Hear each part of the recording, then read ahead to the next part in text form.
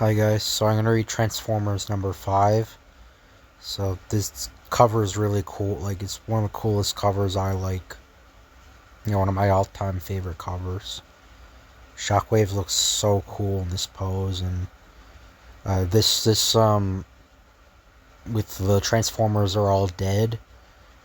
It was copied later on in a movie thing. I think it was in a movie comic. It was Starscream instead of Shockwave, and it said, yeah, it's basically movie Shockwave, or movie Starscream there instead of Shockwave. See, Shockwave's my favorite Decepticon, and these next few issues are why Shockwave's my favorite, because he just comes in. Shockwave pretty much comes in the story and he just kills all the Autobots. Just shows how much of a badass he is. So what's the matter, Ralphie boy? Humana, humana, humana. If Alice finds out I spend all the money, I'm a dead man. Oh, Monty, I can't decide which to choose. Door number 2 or what's behind the box? Take your time, Mrs. Shumway. You have 3 seconds. Whereas 3 miles off the Oregon coast, our correspondent, Charlene Wells, has a live report. Brad, I've loved you ever since I saw you at my wedding. Very illuminating.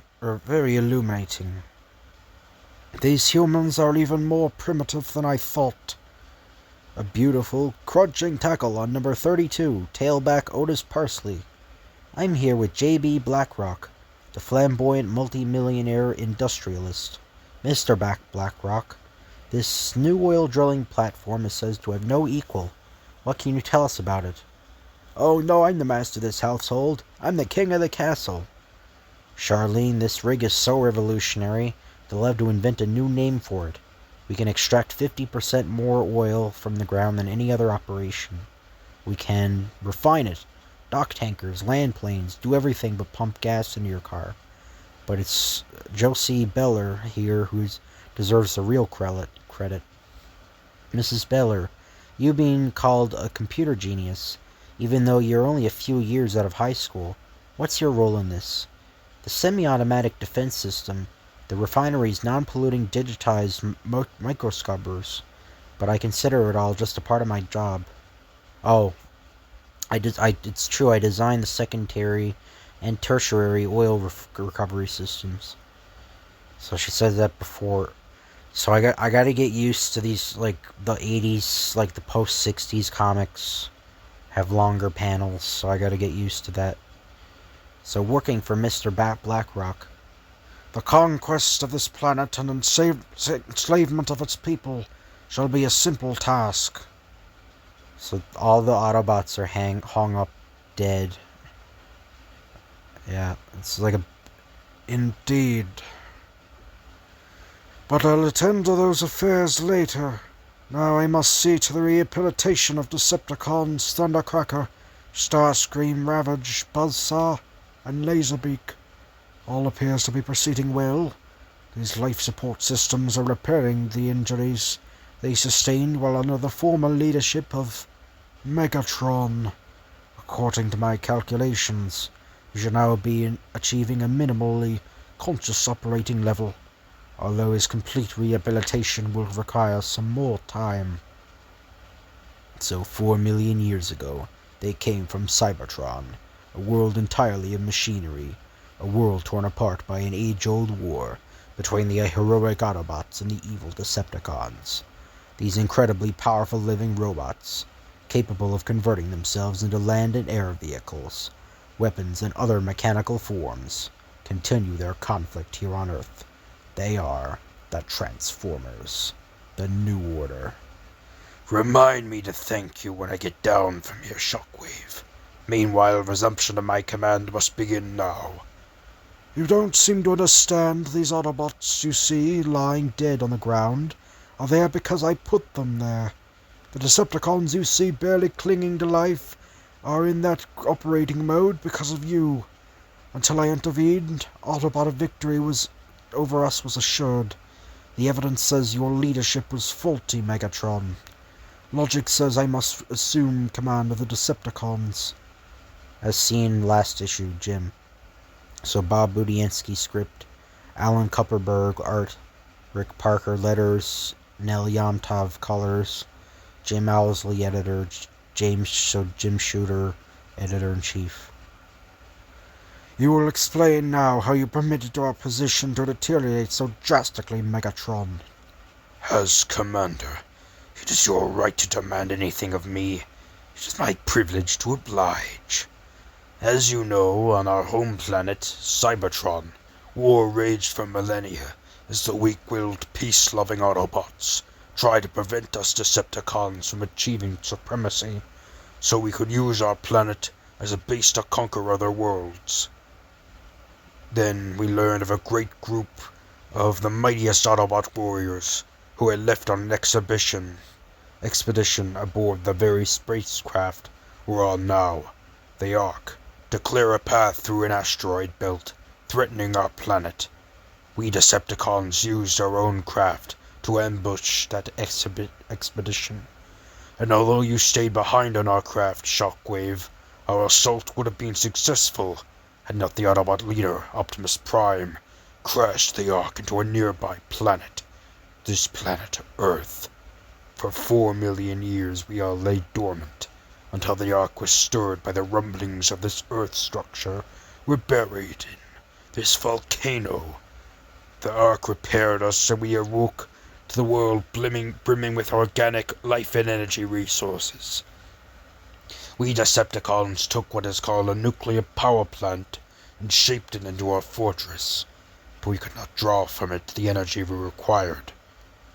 I compelled a human, Sparkplug Witwicky, to concoct a fuel for us, but unbeknownst to me, he poisoned the fuel.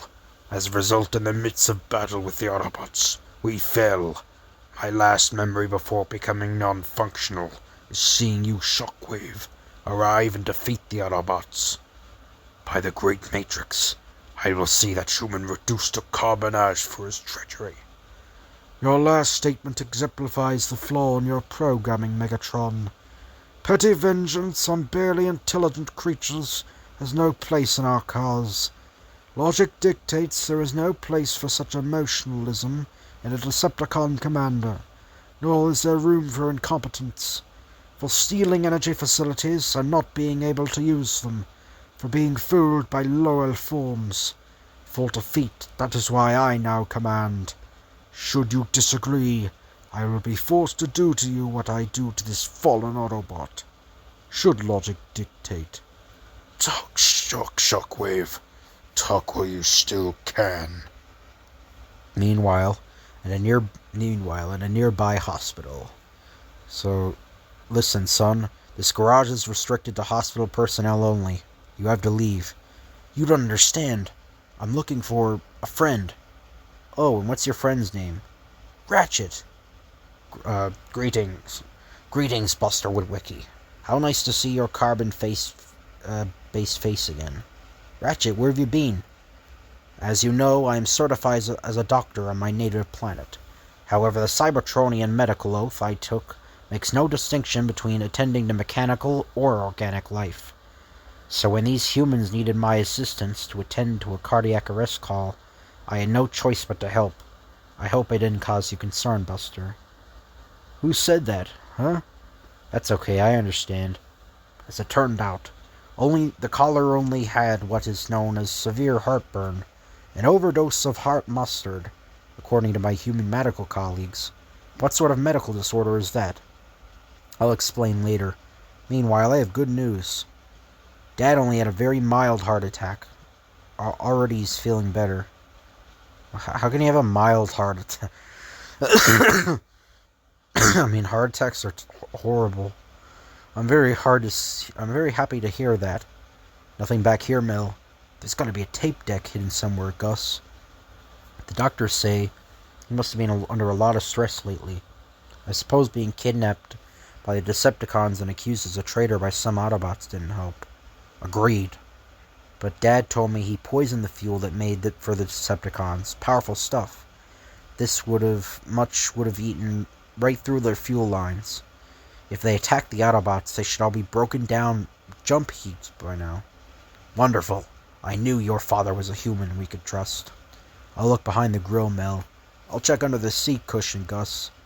Do you organic creatures mind? I don't go poking around your mouths to see how you can talk, do I? And they all run away. Was it something I said? I just tried contacting the Autobots in the Ark via my internal radio, but no one answered. Despite your father's heroic efforts, I'm a bit concerned. I feel I should return immediately. I better come along. Out of the question. There's no telling what dangers may await us. I will go alone. But the Ark is far away. Think of all the suspicions you'll arouse by driving up that distance without a human driver. It must be some kind of trick, Mill. Right, Gus, a trick. It's only a trick.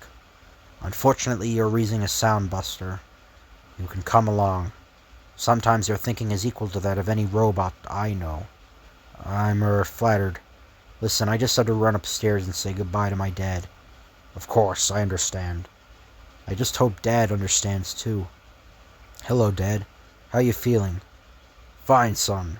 I finally convinced the doctors I can't tune up a calibrator from a hospital bed. They say I'll be heading home in only a couple more days. That's great, Dad. I'm going back to the Ark with Ratchet. He needs me. The Autobots need me. Son, listen to me. I know the Autobots are your friends, and I realize how exciting they must seem to a kid whose father is only a mechanic. That's a slur. I don't want to say that. But believe me, I'm surprised they were allowed to say that in the 80s. I thought, by the 70s, anyway. But believe me, a civil war between giant alien robots is no place for a boy in high school. It's no place for you. Problem is, you'll just say your goodbyes and have nothing more to do with them. You've all I've got, son. I promise, Dad. I promise. The Ark. The supreme arrogance of Shockwave to assume my command. No matter. For now I grant him his folly. However, once I and my fellow Decepticons recover from our injuries, I'll see to it that he regrets ever returning to the ranks of the living. Greetings, Megatron. My monitoring instruments show a 27.6 improvement in your operating capacity. Do your internal sensors correlate? They do, Commander Shockwave. Good. I'll require the services of every optimum functioning Decepticon to carry out my plans. His plans? His plans? The very thought nearly overloads my cerebro-circuitry. Commander Shockwave, you still haven't explained your presence here on Earth, nor your whereabouts for the last 4 million years. Suffice to say, I immediately followed the Ark to Earth after it crashed to investigate. I then became non-operational and stayed that way until recently. Revealing the precise circumstances that caused my shutdown might tempt you into trying to duplicate them.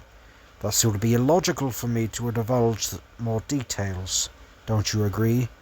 Yes, Commander. But I won't stop trying to figure out.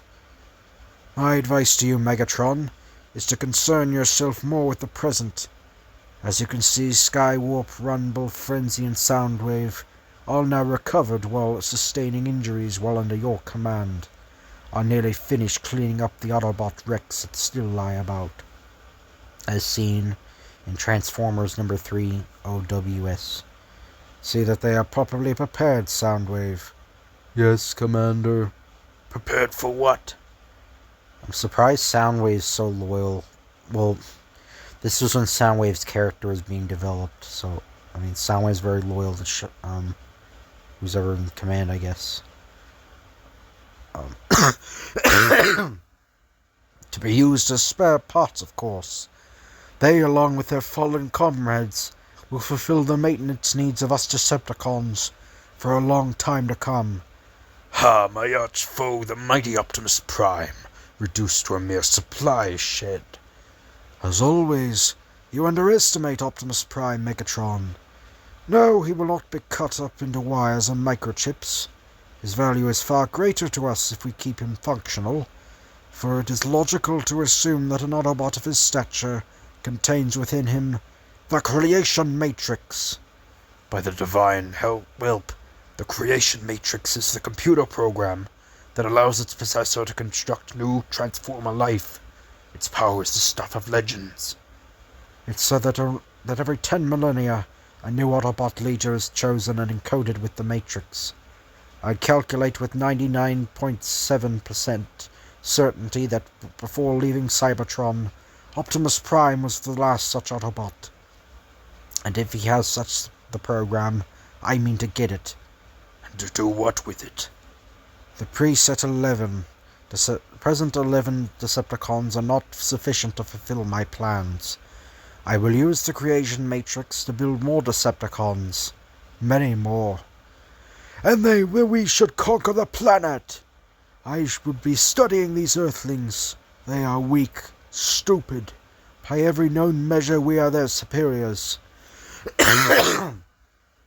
Their planet's energy resources shall become ours, or they become our slaves. And the time to begin our reign is now. Completing his transformation to his space gun mode, Shockwave leaves Mount St. Hilary and the Ark entombed within and jets off into the Oregon sky. Elsewhere, remember, Ratchet, when those paramedics were rushing you to an emergency before, it was okay to disregard the traffic laws, but now you have to obey them. I'll never understand these silly little Earth and customs. I can drive myself without anyone telling me. Pay attention. We're coming to a red light. Now stop and wait for it to change. Listen, friend. Traffic signal. We're in a hurry, so if you could please turn green. It doesn't hear you, Ratchet. It's only a machine. I'm a machine and you hear me, Buster. Or I hear you, Buster. Yes, but you're different. He changed. Thank you, friend. Traffic signal, may the rest of your day find you in proper working order. You see, Buster, you have to learn how to talk to people. I'll try to keep that in mind, Ratchet. Some miles later. There's Mount St. Hilary, Buster. What if something is wrong with the Autobots? What will I do then? I'm only a doctor. I'm not much of a warrior. I'm sure it's just some technical foul-up or something that prevented you from making radio contact. After all, your leader is Optimus Prime. We both know how great he is. No one can beat Optimus. Nobody. His face looks really weird here. I don't know. Like, his eyes are, like, too far apart from, like, his cheeks or something. But you're right, Buster. As long as Optimus Prime is in command, I have nothing to worry about. But let's just stop here before the cave entrance, just to be on the safe side. You're too paranoid, Ratchet. Just take a look for your... Uh-oh. Ratchet, I can see too. My worst fears are realized. Before this, the cave entrance stand frenzy and rumble. The Decepticons have taken over the Ark. I may be the last Autobot still alive. I must sneak by those Decepticon guards and get to the Ark. Find out what happened, even if I die in the trying. Ratchet, listen to me. You're sure bet to attract the guards' attention, but they may not notice someone as small as me. Let me check things out first, and I'll report back to you right away. Your reasoning surpasses mine again, Buster. I'm forced to agree, but please, be careful. Getting by those big brass baboons was easier than I thought. So far, so good. The Ark. I still can't get over how big it is. It could take me a day just to cover the whole ship. But it's only... only minutes later, when Buster discovers... The Autobots. They're just hanging there like slabs of beef. They all look dead. Oh no, it can't be true. There must be some explanation. There must be. Wait a second. I didn't see Optimus in there. There's still Optimus. There has to be. Optimus! Buster Witwicky, you must help me. You are the Autobots' last hope. To be continued. Next, Megatron vs. Shockwave to the death. So that's the end of that comic. I'm sorry for coughing so much. I don't know. I think I was doing too many voices, but or Megatron's voice I find is hard to do because it's very scratchy. His voice is very scratchy. I don't even sound anywhere near what Megatron sounds like in the cartoon. I can't imagine what that voice actor had. He probably like coughed up blood and everything, doing that voice. But I hope you guys enjoy this video. If you could like, comment, and subscribe, that'd be appreciated. Thank you for watching, and I'll see you guys later.